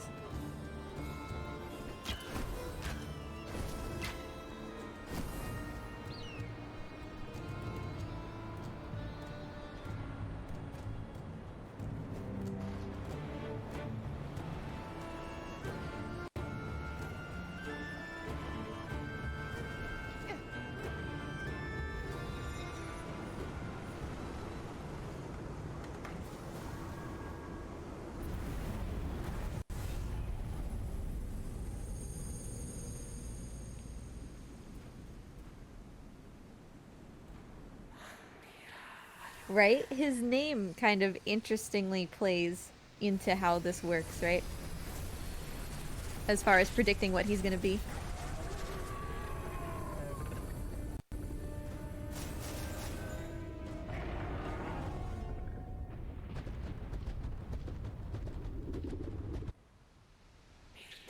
Alright, first phase Kumo chase. Not necessarily a super big deal. He's pretty standard. He's zooming, but that's fine. Whoa, those were a little bit closer than I realized. I mean, I totally knew it was happening. It was on purpose. RNG manipulation.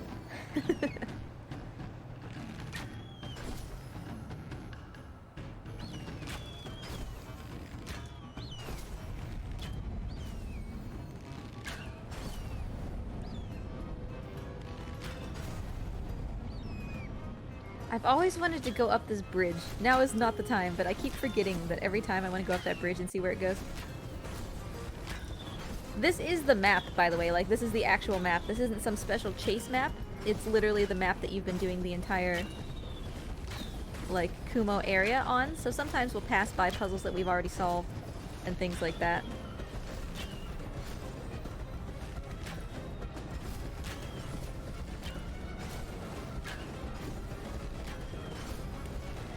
Alright, halfway done, he'll speed up.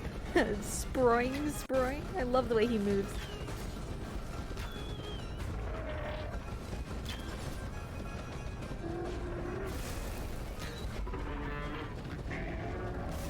So now the meteors start. And the meteors are, I would argue, the hardest second phase chase tactic in the entire run. Because everything is so hilly, right? You can't necessarily see until they're already hitting you in the face.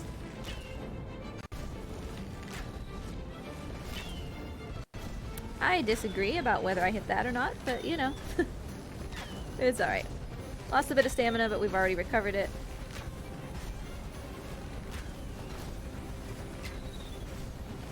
Ah, these meteors! He's being a real troll today.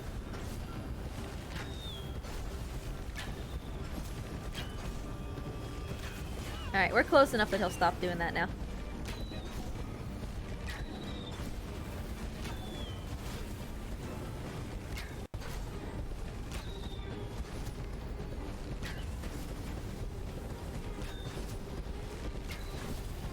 A decent chase. We actually got him with that like rib cage in the background. That's basically exactly where you want him to be for the purpose of a speed run. So that was a really good chase.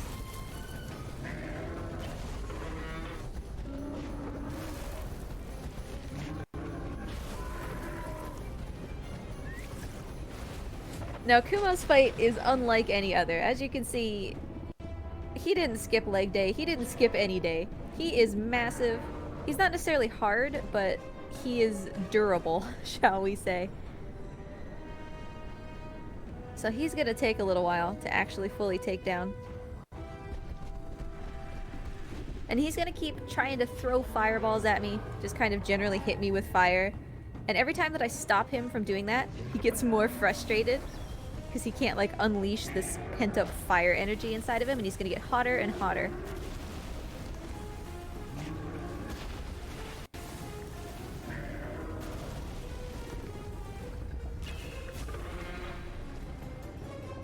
I love his little butt wiggle though, like it's so clear, and based on the lore too, like I was saying earlier, he just wants to play. He's just trying to play. And he's causing all of this havoc and destruction, but he's just trying to play.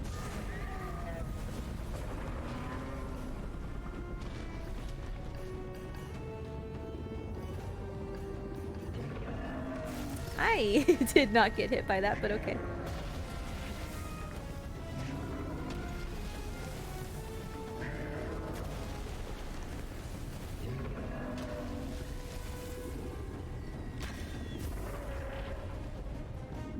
So most bosses would already be defeated by now, you know, we hit them twice with pickles. Kumo's like, I don't even care, whatever.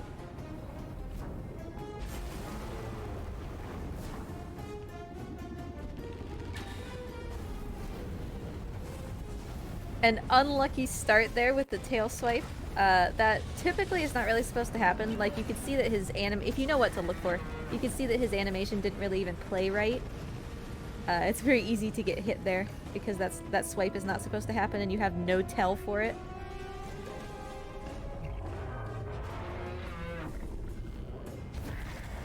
But it's cool. We avoided it anyway. So in the end, it doesn't matter.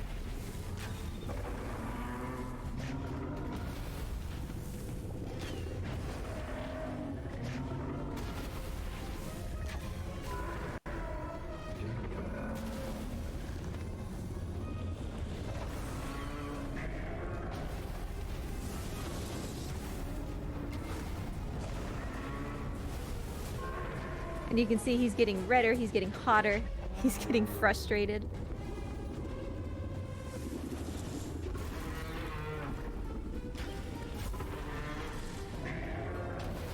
So he takes a lot of punishment, but in the end we got him down.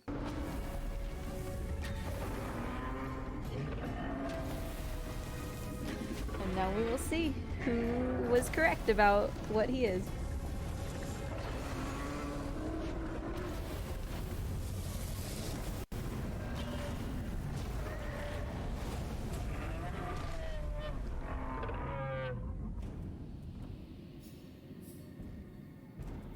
He's a bear, so I don't know if the devs were just trying to be sneaky, right? But like obviously his design, like it has 8 legs.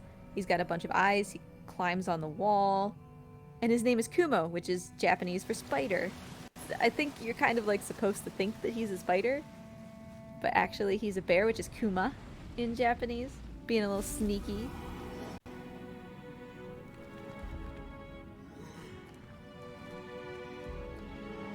And the devs are not Japanese, but you know, it's still a close connection.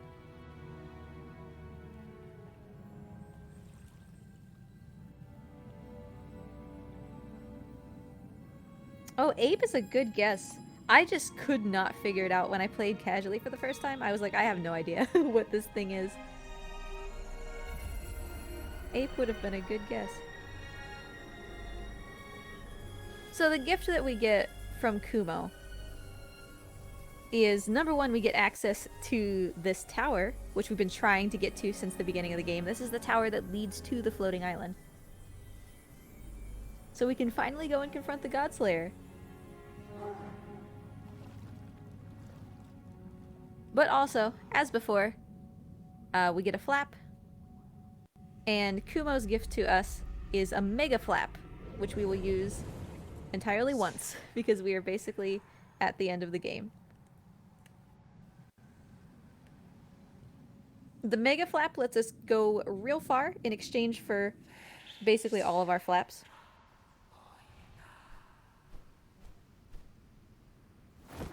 And I will use that at the end of this little, I suppose if you would call it, platforming section.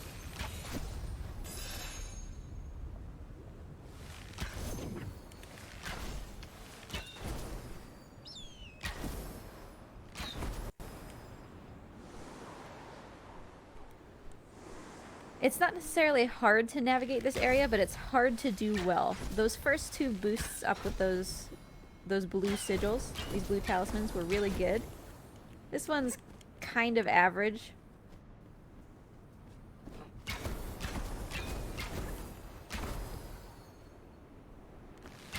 That one was also kind of average.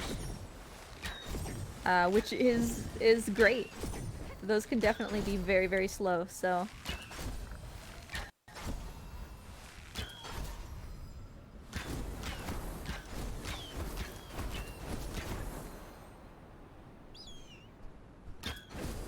And mega flap. So now we're up at the top. And it's onward to the floating island. So, as you've seen, right? We learned, kind of. We didn't really, but we kind of did. Because we didn't watch the cutscene. The Godslayer has the Sun Sword. So far, we've done nothing to fix that. So, I mean, we're going here, but... it's not looking good, because already we couldn't defeat him once. What do we hope to do now? We've basically come up with no solution for that problem.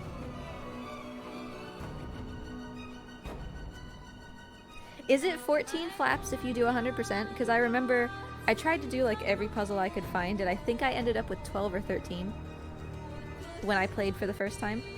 And I wondered how many would be in like 100%.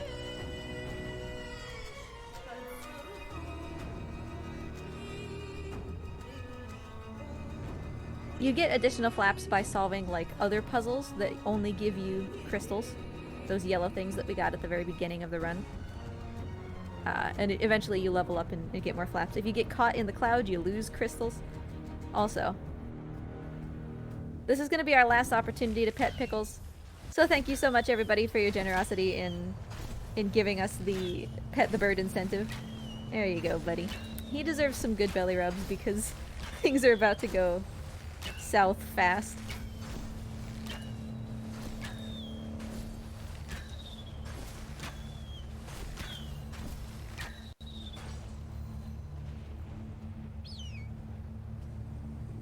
So our bow's broken. That's probably bad.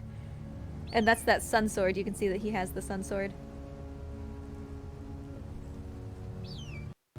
So this is why Pickles has been able to help us so much. He's the reincarnation of that giant bird god from the very beginning of the game. That's why he's so powerful.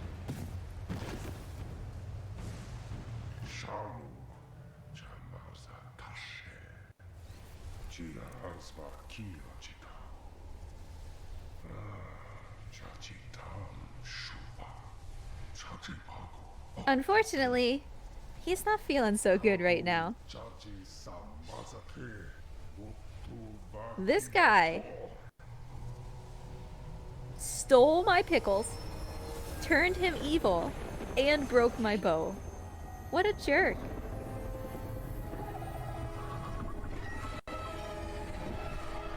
So, like, ironically, this stealth section is one of the single hardest things in the entire speedrun. If I step into these shadows, I'll be safe, but often I will get a stumble animation that takes a very long time. You can see that I didn't there, which was intended. You can just kind of barely squeak into those shadows and avoid that stumble, but it's very precise.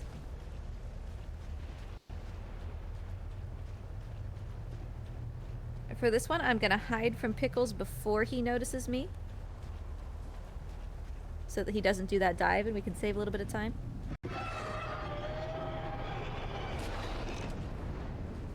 And I am gonna let him notice me here, because I don't have enough time to get to the next stone if I hide from him. He has to dive.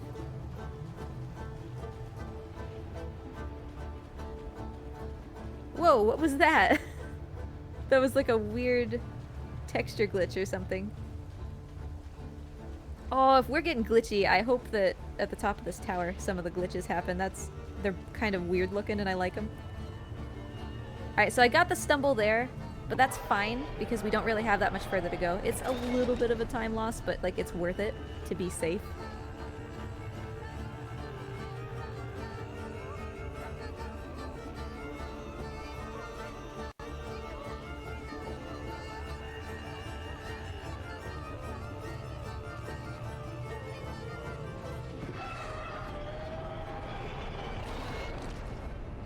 Alright, so we don't have a way at all now to fight the Godslayer. We don't even have a bow. So that's kind of a problem. Thankfully, this tower originally belonged to the OG gods of this island. And so we can go to this little shrine and pray at it. And they are going to be so kind as to actually take us into the spirit world to meet them. And they're all free because we did all bosses. So they're like, hey, look, your bow got broken. He's got the sun sword. Take this weapon, the moon bow, which is specifically meant to be like the counter to the sun sword. Maybe now we have a chance.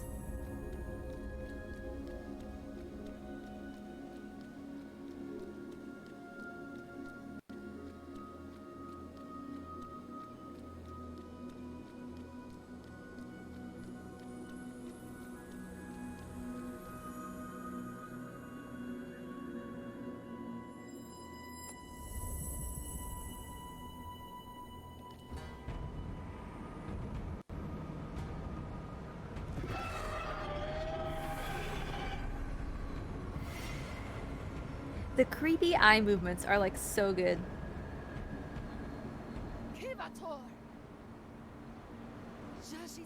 Alright, Godslayer time. Let's do this.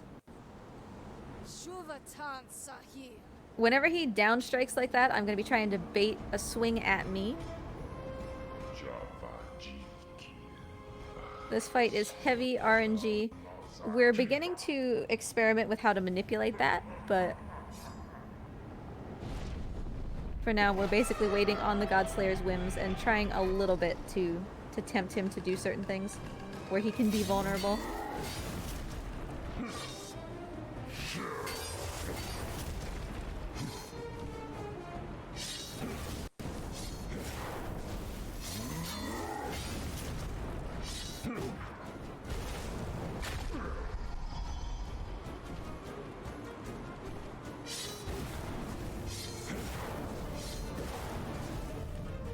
So he's trying to ascend. Like, he's just trying to suck all of the energy out of the gods of this place.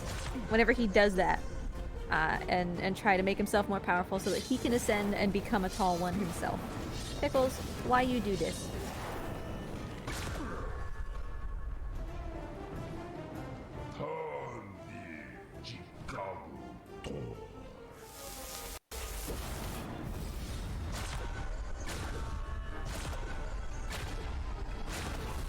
And one of the best things about the story in this game is that the Godslayer is actually really sympathetic.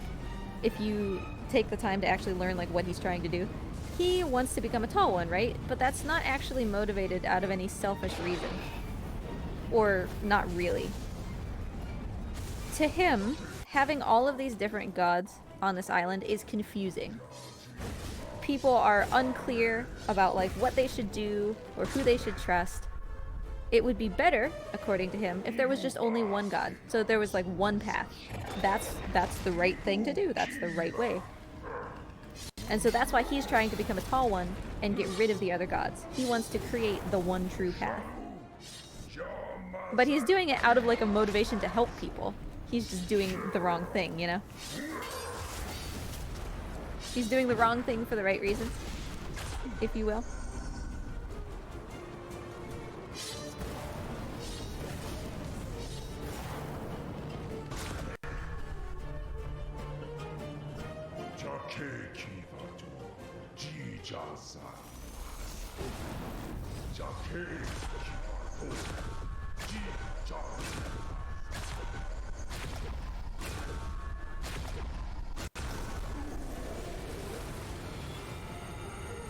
I doubt we'll get another swing like that, unfortunately. Those little spinny swings that he does are great opportunities, but they're sort of rare, and I'm trying to bait him into doing them, but I doubt we'll get another one. Also, Pickles can definitely be super, just like that, problematic in this fight. It's really easy for Pickles to knock you out of the arena, and if that happens, you start the fight over.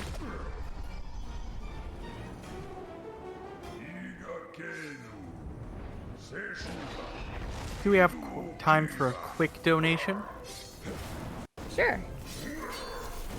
All right, fantastic. We've got $50 from the Wily Curmudgeon. Says, just found out about this event. I'm excited to support LGBTQ youth as part of an amazing speedrun event. This goes to the Sonic 06 Glitch exhibition. Trying to keep LGBTQ kids down? It's no use. Thanks so much. Awesome. A donation right at a climactic moment. We failed. We could not stop the Godslayer from ascending.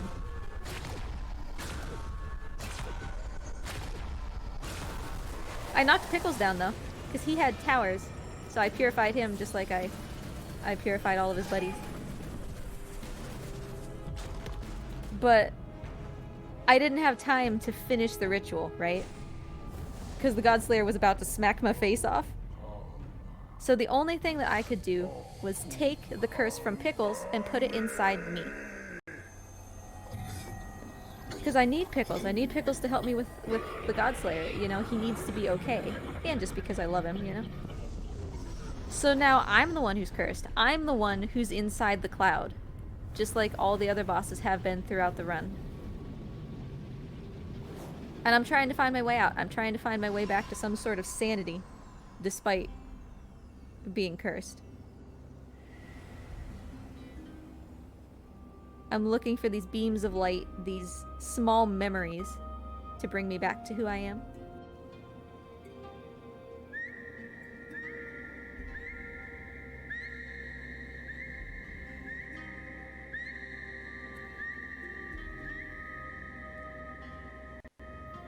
And this is unironically one of the hardest parts of the speedrun, because you have no visual cues. Like, you know the direction you're supposed to go in, but if you're familiar at all with math, right? If you start in the middle of a circle, and you're trying to go to the outside of a circle, and you go kind of in the wrong direction, right at the middle, by the time you get to the end, you'll be completely in the wrong direction. It just gets worse the further you go, you know?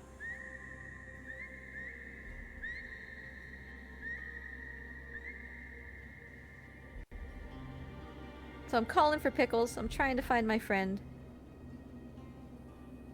This is actually going really well.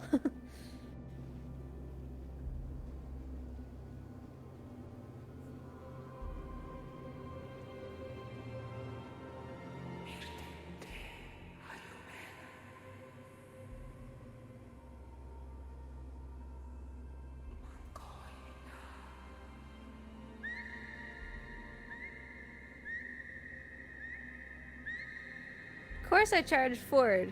I gotta find Pickles. Oh, we are perfectly in line. That's awesome. This last one is the hardest one. So Pickles is answering me.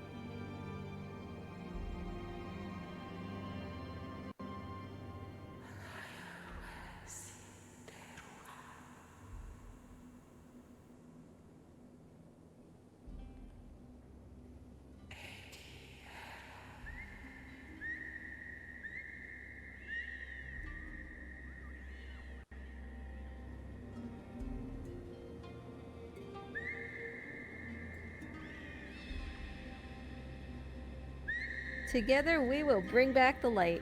We can do it, Pickles. And we weren't strong enough to stop the Godslayer. Thankfully, it's not just me and Pickles anymore.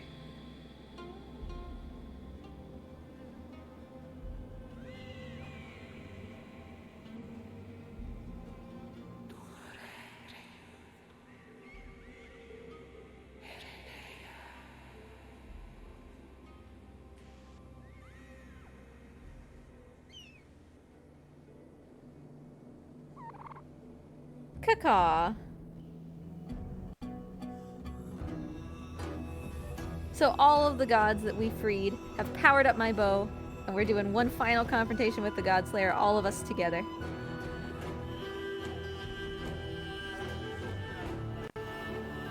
There is a lot to think about during this fight. There are shockwaves, there are fireballs, there's his claws themselves, there's charging the shots fully. There's a lot, but it's a really great fight.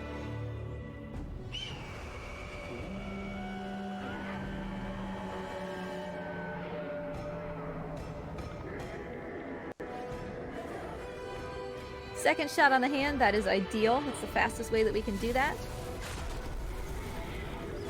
Also, that is a great point. This fight is very flashy. If you're sensitive to that, maybe come back once I call time, since there's still a little bit more to watch after that.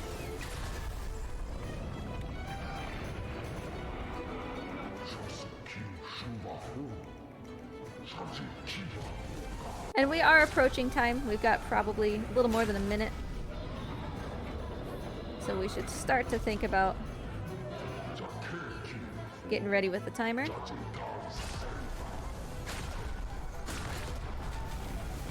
Oh, yikes. Whoa! Buddy, that laser beam was not where you usually put that laser beam.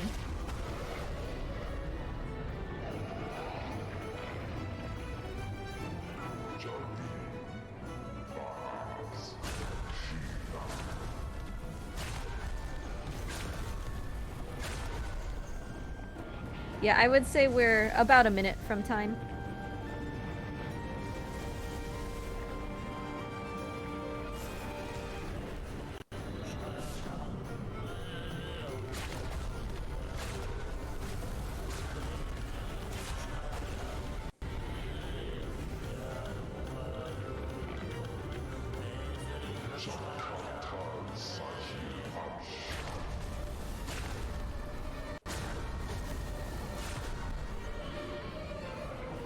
Alright, timing is going to stop once I deliver the final blow here. I'll call it out. It actually won't be me, it will be Pickles. But get ready on that timer. Timing is going to stop now. And that's that. So by cooperating, all of us together, we were able to defeat the Godslayer. And we've got just like a little, probably like 45-second cutscene here that ties the story together.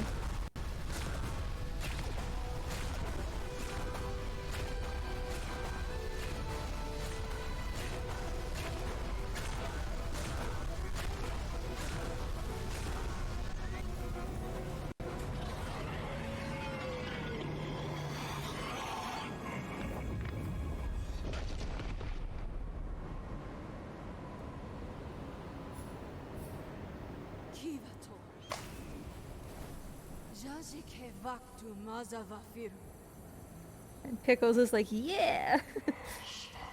So the Godslayer was trying to create this one path for everybody, but what's right for somebody else isn't necessarily right for you. There can't just be one way to do things. You have to find your own way and what's right for you.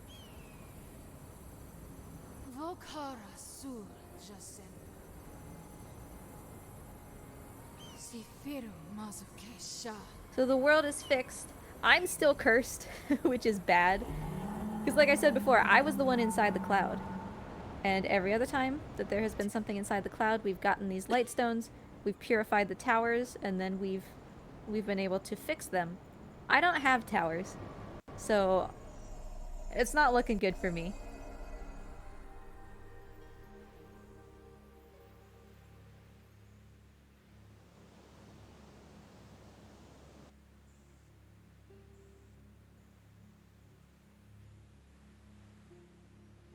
But Pickles, who, if you recall, was the reincarnation of that godmother from the very beginning of the game, is going to be able to go out and fix the world. He's going to start it over from the beginning.